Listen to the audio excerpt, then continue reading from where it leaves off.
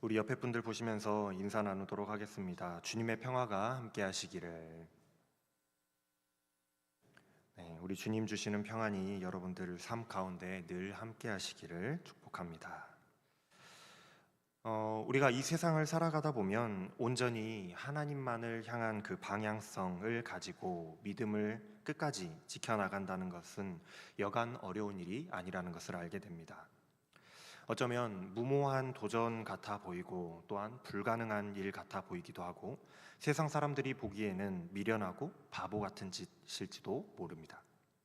그래서 우리가 그리스도인으로 살아간다는 것은, 또한 믿음을 지키면서 살아간다는 것은 수없이 많은 유혹과 고난과 또 핍박 속에서도 믿음을 지키기 위한 끊임없는 싸움을 싸워나가지 않고서는 지켜나갈 수 없는 것이기 때문에 믿음은 곧 전투와도 같다라고 말씀을 드렸어요. 여러분들은 믿음의 전투를 어떻게 싸워나가고 계십니까?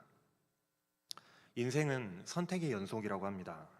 어떠한 작은 일 하나를 할 때에도 우리는 선택을 해야만 합니다. 이것을 할 것인가 아니면 저것을 할 것인가. 이것을 선택하는 것이 더 좋은 길일까 아니면 다른 길을 선택하는 것이 더 좋은 길인가, 매 순간 끊임없이 선택을 해야만 하죠. 특별히 우리 그리스도인들에게는 매 순간 찾아오는 믿음의 선택들이 있습니다. 어떻게 하는 것이, 어떤 선택을 해야지 하나님을 위한 길인가, 내가 무엇을 선택하는 것이 하나님을 기쁘시게 하는 길이고 무엇이 나의 믿음을 지키는 길인가 하는 그 선택의 기로에 놓이게 돼요. 이러한 선택이 바로 믿음의 전투인 것입니다. 왜냐하면 우리는 끊임없이 내가 좋아하는 것, 세상이 좋다 하는 것, 내가 더 욕망하는 것을 선택하고자 하기 때문에 그래요. 이러한 나의 자아, 내가 원하는 것, 내가 욕망하는 것, 이러한 나의 자아를 버리고 하나님의 길을 선택하고 하나님의 뜻을 선택하기 위해서는 정말로 강력한 그런 적과 맞서 싸워서 이겨야지만 우리는 겨우겨우 나의 믿음을 지켜나갈 수 있지 않겠습니까? 옛날에 만화 영화를 보면 그런 표현들이 많이 나왔어요. 어떠한 선택을 하려고 하면 머리 위에 천사와 악마가 이렇게 돌아다니죠. 그러면서 자신이 제시하는 그 선택이 맞다라고 서로 막 싸웁니다. 그리고 싸움에서 승리한 쪽으로 우리가 주인공이 행동하는 장면이 많이 나왔어요. 말 그대로 전투죠. 뭔가를 선택한다는 건 전투예요. 그만큼 우리 앞에는 언제나 선택의 순간들이 찾아옵니다. 오늘 본문 말씀에 두 사람이 등장합니다. 아합과 나봇이라는 두 사람이 등장을 해요. 오늘 여러분들 말씀을 들으실 때에 이 두 사람이 하나님 앞에서 도대체 어떠한 인생의 선택을 하고 있는가에 대해서 집중해서 보시면 좋을 것 같아요. 이스라엘 땅에 이스르엘 사람 나봇이 있었는데 이 사람은 포도원을 하나 가지고 있었습니다. 지난주 말씀에도 잠깐 언급했었지만은 라헬이 아닙니다. 이스르엘은 이 갈멜산 동편에 펼쳐진 평야를 말합니다. 이 평야는 이스라엘에서 굉장히 중요한 곡창지대였습니다. 그 이름이 의미하는 바가 하나님이 뿌리시다는 의미를 가지고 있을 정도로 굉장히 비옥한 땅이었다라는 거예요. 뿌리기만 하면은 막 곡식들이 쏟아져 나오는 그런 땅이었던 것 같아요. 이처럼 축복받은 이스라엘 땅에 나봇이라고 하는 사람이 있었는데 이 나봇이라는 이름은 열매들이라는 의미를 가지고 있는 이름이었어요. 하나님이 씨를 뿌리신 그 땅에 열매들이라는 이름을 가진 사람이 살고 있었다. 굉장히 뭔가 의미심장하지 않습니까? 아니나 다를까 이 사람은 오늘 말씀에서 하나님의 말씀을 잘 지키는 믿음의 사람을 대표하고 있어요. 나봇은 이스라엘 사람으로 그곳에서 나고 자란 그런 사람이었습니다. 그리고 그는 포도원을 하나 가지고 있었어요. 전통적으로 포도원은 이스라엘의 주요 농사 업종이었고 포도원은 의미적으로는 하나님께서 이스라엘을 지칭하실 때 주로 포도원에 비유하고 계세요. 그래서 포도원의 농장 주인은 하나님이시고 그곳에 씨를 뿌리시는 분도 하나님이시고 하나님께 관리받는 그 포도원은 이스라엘로 표현이 됩니다. 전체적인 이런 의미들로 보았을 때에 나봇은 그곳에서 나고 자라서 조상 대대로 포도원을 운영하면서 살아가고 있는 하나님을 향한 믿음이 굉장히 신실한 사람이었다라는 것을 우리가 짐작해 볼 수가 있어요. 그와 반대로 나봇의 포도원 옆에는 사마리아의 왕 아합의 궁궐이 있었다라고 말씀하고 있습니다. 나봇과 아합은 이웃 사촌지간이었던 거예요. 아합의 궁궐은 사마리아에 있지만, 그러니까 본래 집은 사마리아에 있지만 이곳 이스라엘은 워낙 좋은 땅이기 때문에 왕의 별궁, 별장 같은 것이 거기에 있었던 것 같아요. 오늘 말씀에 등장하는 아합의 궁은 이 별궁을 의미합니다. 그런데 아합은 자기의 본 집도 아니고 가끔 한번 쉬러 오는 이 별장 주변에 있었던 이 나봇의 포도원을 탐을 냈던 것 같아요. 탐이 났던 것 같습니다. 그래서 나봇에게 이런 제안을 해요. 너의 포도원이 나의 궁에 가까이 있는데 그것을 나한테 넘겨라. 나는 그것으로 푸른 채소밭을 삼겠다. 그 대신에 그보다 더 아름다운 포도원을 너에게 줄 것이고 만약 네가 원한다면 그것을 돈으로 내가 계산해서 너에게 줄 수도 있다. 이런 제안을 하는 겁니다. 여러분들 보시기에는 어떠세요? 이 제안이 어떻게 들리십니까? 요즘 우리들의 상식으로 본다면 겉으로 보기에는 전혀 문제 없어 보여요. 굉장히 좋은 제안 같아 보이기도 합니다. 오히려 아합이 굉장히 젠틀해 보이기까지 해요.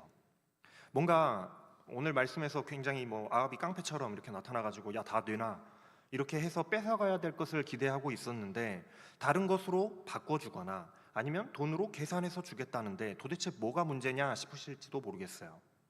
그런데 여기에는 굉장히 커다란 문제가 한 가지 있습니다. 바로 하나님의 명령인 율법을 정면으로 어기고 있다라는 사실이에요. 굉장히 큰 문제죠. 당시에 근동지방의 문화를 생각해 보면 이 두 사람이 이웃 사촌지간이었다라고 할지라도 한 사람은 왕이고 한 사람은 농부입니다. 왕이 내놓으라고 하면 어떻겠어요? 어떻게 해야 됩니까? 그냥 내놔야만 하는 상황인 거예요.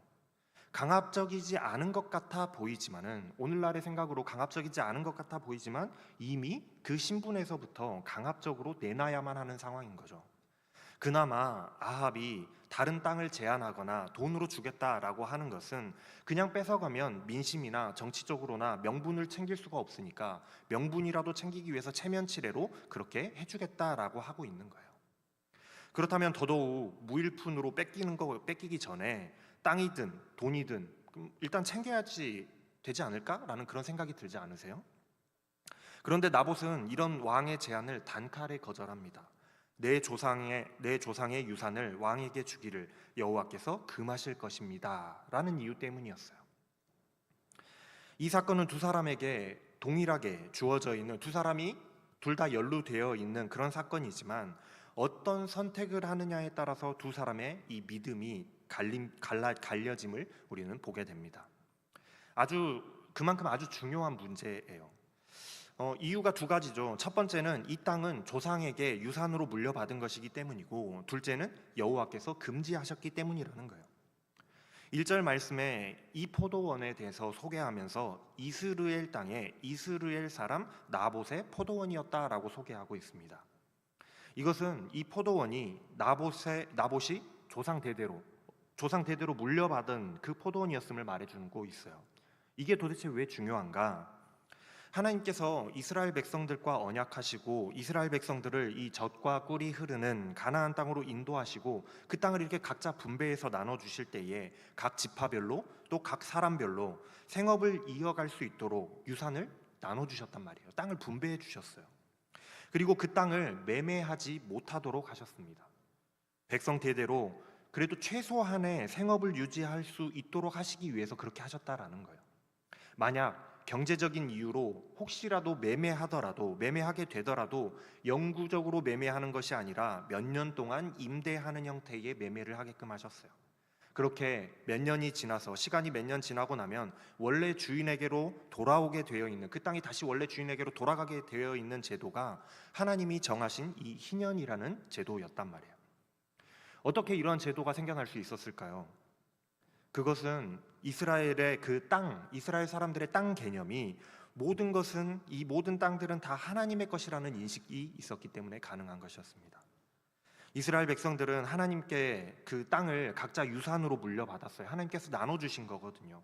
즉, 이 땅의 주인은 하나님이시고 백성들은 하나님께 땅을 임대받아서 사용하고 있는 것과 같은 거였어요. 그래서 백성들이 자신의 마음대로, 내가 임대받은 거 내가 마음대로 팔 수 있어요, 없어요? 없잖아요. 그래서 백성들은 자신들의 마음대로 땅을 판매할 수가 없었던 거예요. 좀 더 깊이 들어가자면 그렇기 때문에 이스라엘 백성들에게 있어서 이 땅이라고 하는 것은 하나님과 이스라엘 백성들 사이에 언약 관계를 나타내는 증표 같은 것이기도 했습니다. 우리가 하나님께 증표로, 언약의 증표로 받은 땅이다라는 거예요. 그러니 나봇이 조상의 유산이라고 말하는 것은 하나님과의 약속을 의미하고, 땅이라는 것은 하나님의 것이기 때문에 이 땅을 판매해야 할 결정권이 나에게, 자신에게 없다는 표현을 하고 있는 거예요. 땅을 판매하는 것은 하나님이 정하신 율법에서 어긋나는 일이기 때문에 아무리 왕의 명령이라고 할지라도 땅을 절대로 판매할 수 없는 겁니다. 나봇의 이런 결정은 그의 믿음을 보여주는 답변이기도 해요. 나봇이 어떠한 믿음을 가지고 있는가 보여주는 결정이라는 거예요.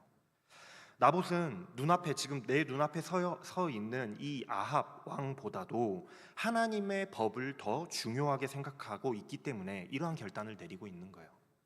즉 나봇이 이러한 결단을 내릴 수 있었던 이유는 나봇의 마음의 중심에 온전히 하나님을 왕으로 섬기고 있었기 때문에 가능한 결정이었다라는 겁니다. 만약이라도 나봇이 하나님보다 내 눈앞에 서 있는 이 아합 왕을 더욱더 두려워하고 무서워하고 나의 왕으로 섬겼다라고 한다면 아합이 요구했을 때에 냉큼 거기에 동의해서 땅을 팔아버렸을 거예요. 그런데 그렇지 않았잖아요. 반대로 아합은 하나님을 중요하게 생각하지 않고 자신의 욕심을 우선하는 사람이었기 때문에 지금 농부의 입에서, 시골 농부예요.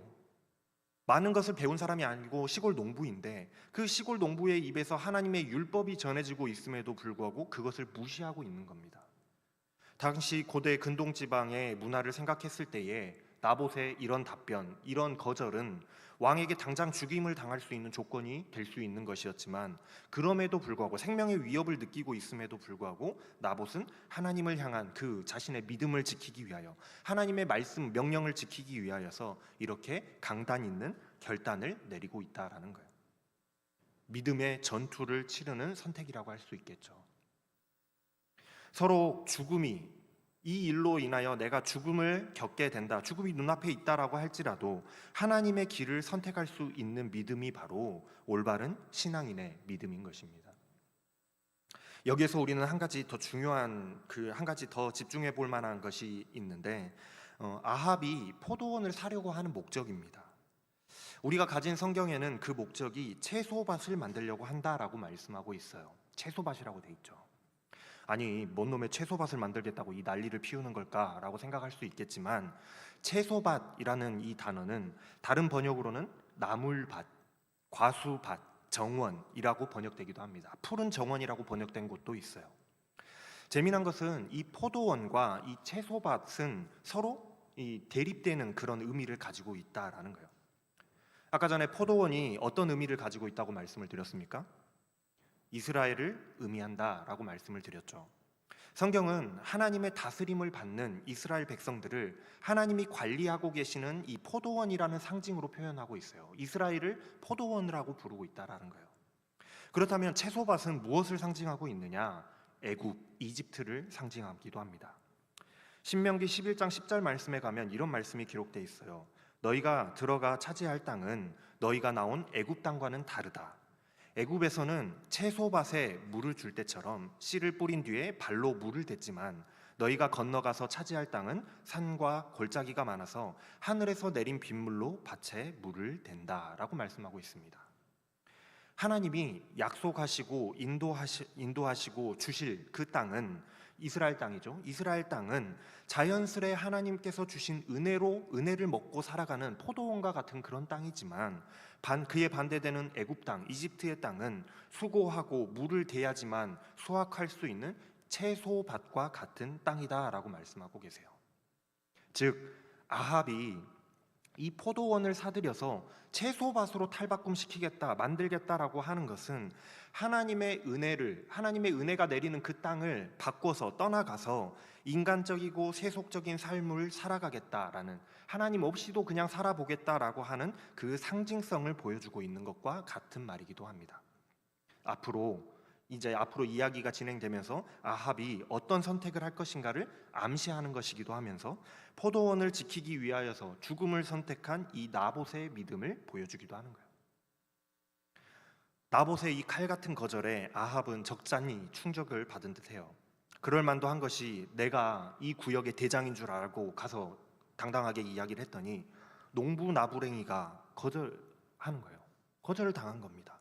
얼마나 자존심 상하고 충격받는 일이었겠어요. 그래서 왕이 근심하고 답답하여서 왕궁으로 돌아갔다라고 말씀하고 있어요. 다른 번역으로 번역하면 마음이 상하고 화가 나서 돌아갔다라는 의미이기도 합니다. 머리 끝까지 화가 났다라는 거예요. 그리고 돌아가서 침대에 누워서 얼굴을 돌리고 먹지도 않았다라고 기록하고 있죠.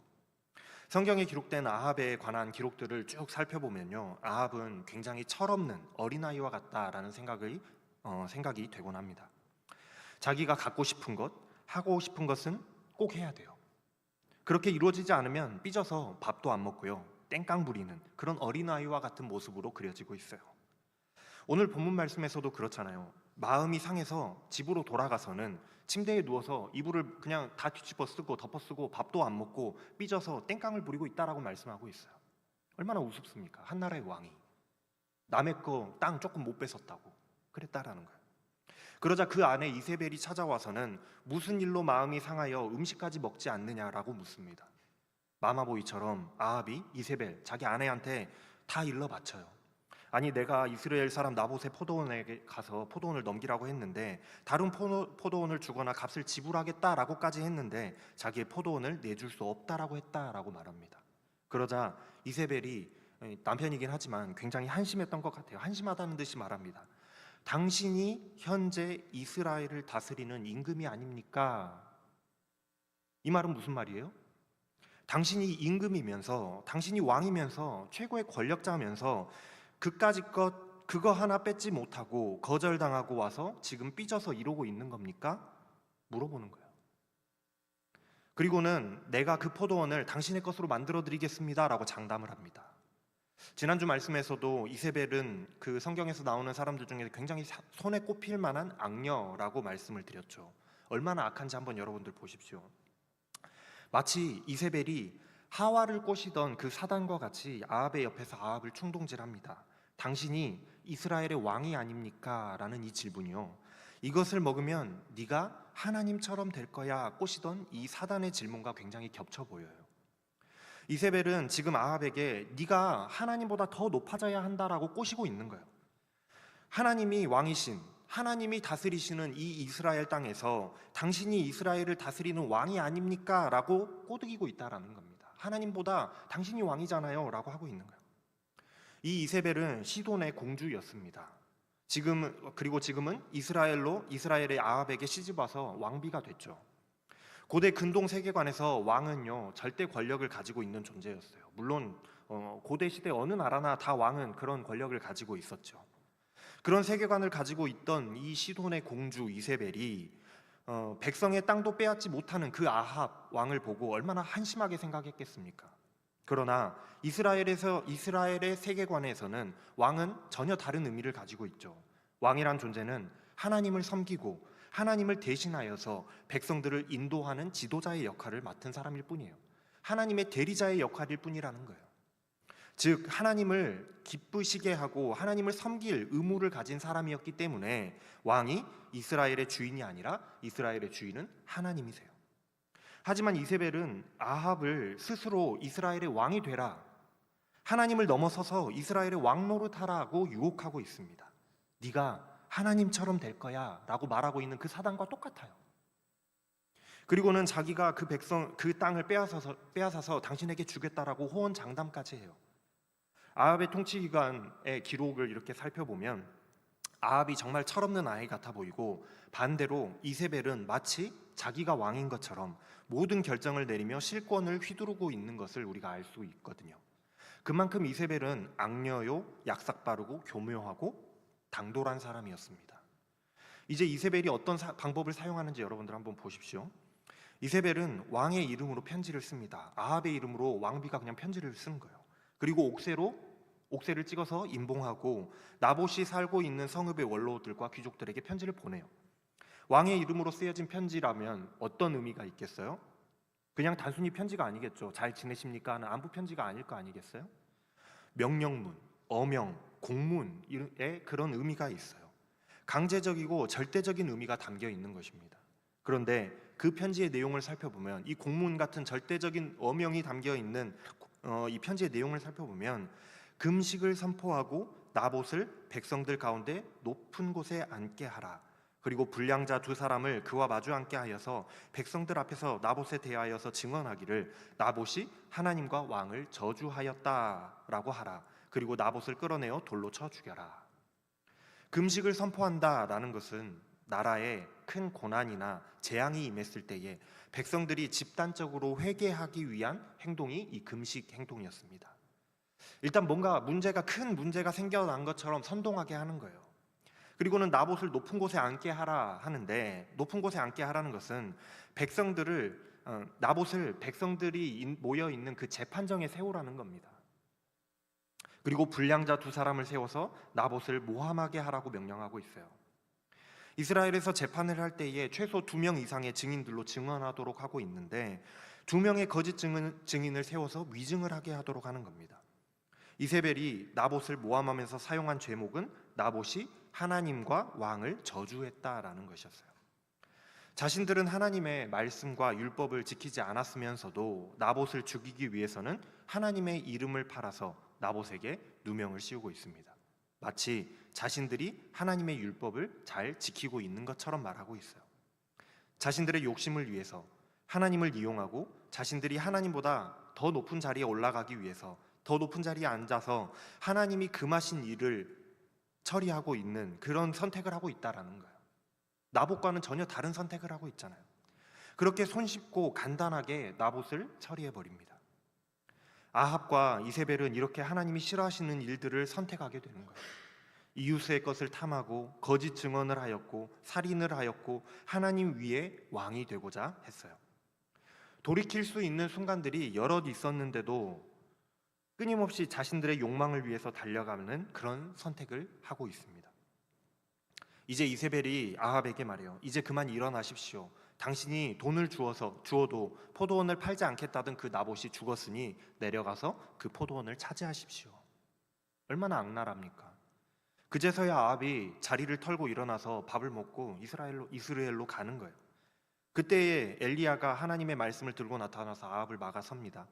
그 일로 인하여서 하나님께서는 아합의 행동을 책망하세요. 네가 지금 잘못된 행동을 했다.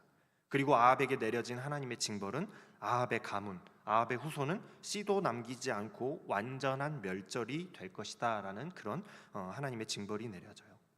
심지어 시체를 개가 뜯어먹고 새들이 쪼아먹게 되는 장례조차 치를 수 없는 불명예스러운 죽음이 예고됩니다. 이세벨 또한 그렇게 죽음이 예고됐어요. 말씀에 아합에 대하여 기록하기를 이세벨의 농간에 빠져 목숨을 내던져가며 하나님의 눈에 거슬리는 일을 한 사람이 일찍이 없었다. 지금까지 그런 왕은 없었다. 아합이 그런 사람의 처음이다라고 평가하고 있습니다. 그만큼 아합은 하나님 보시기에 정말 악했더라는 평가를 받고 있어요. 사랑하는 여러분, 우리가 세상을 살아가다 보면 그 믿음의 선택들을 해야만 하는 그런 선택의 순간들 사이에 서곤 합니다. 이 선택의 순간에 우리는 어떠한 결정을 해야 될까요? 어떠한 결정이 우리의 믿음을 지키고 하나님을 기쁘시게 하는 결정일까요? 우리의 마음의 중심이 하나님을 향해 있지 않다면은 우리의 우리 안에 왕이 하나님이 아니라 나의 욕심과 세상이 나의 마음의 중심을 차지하고 있다면 우리는 결국 아합과 같은 그런 결정을 해버리고 말 겁니다. 하나님이 금지하신 일을 욕심을 내게 될 거예요. 이것이 바로 우리가 말하는 인간이 가진 죄를 의미합니다. 하나님을 끊임없이 배반하는 죄요. 그뿐만이 아니라 우리는 이세벨과 같은 사단의 유혹을 끊임없이 받게 될 거예요. 네가 왕이다. 네가 하나님이 내 중심의 왕이 아니라 네가 세상의 중심이다. 그러니 네가 좋을 대로, 네가 원하는 대로 해라. 내가 너에게 그것들을 다 이루게 해주겠다, 가져다 주겠다 유혹할 겁니다. 그때에 그 유혹에 넘어가게 되면 어떻게 되겠어요? 하나님이 싫어하시는 일을 하게 되는 거예요. 아합과 같이. 그렇게 해서 세상의 것을 얻을 수 있을지는 모르겠지만 그 끝은 저주였고 죽음으로 끝나잖아요. 그 씨가 완전히 멸절되는 저주를 받게 되었던 것과 같이 하나님을 선택하지 못한 결말은 멸망밖에 남지 않게 되는 겁니다. 하지만 하나님을 향한 마음의 중심을 가지고 흔들리지 않는 그 믿음을 끝까지 지켜서 승리한 자들에게는 하나님의 나라에서 주와 함께 왕노릇하는 귀한 영광이 기다리고 있는 거예요. 비록 오늘 말씀에서 나봇은 죽음을 맞이합니다. 그 죽음의 위협 가운데서도, 죽음이 다가오는 그 위협 가운데서도 끝까지 믿음을 지킨 자들에게는 하나님의 나라를 유산으로 받게 되는 그 영광이 있는 거예요. 사랑하는 여러분, 믿음의 선택을 하시는 분들, 여러분들이 다 되시기를 바랍니다. 서로 죽음이 우리의 눈앞에 있다라고 할지라도 우리의 수많은 믿음의 선배들, 그리고 성경에 나오는 수많은 그 믿음의 선배들과 또 예수님의 제자들이 그러했던 것과 같이 믿음의 선한 싸움을 싸워서 승리하실 수 있는 여러분들이 다 되시기를 주님의 이름으로 축원합니다. 기도하겠습니다.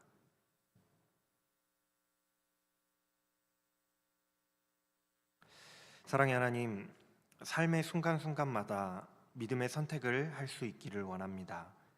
때로 하나님이 나의 삶의 중심이 되기보다는, 하나님의 말씀과 뜻을 따라가기보다는 내가 나의 중심이 되어서 우리의 욕심과 내 속에서 일어나는 욕망을 따르는 선택을 할 때가 너무나도 많았습니다. 그러나 이제부터는 선택의 순간이 올 때마다 믿음의 선한 싸움을 싸워서 그 싸움에서 승리하여서 하나님의 길을 따르는 자들이, 하나님의 말씀을 따르는 자들이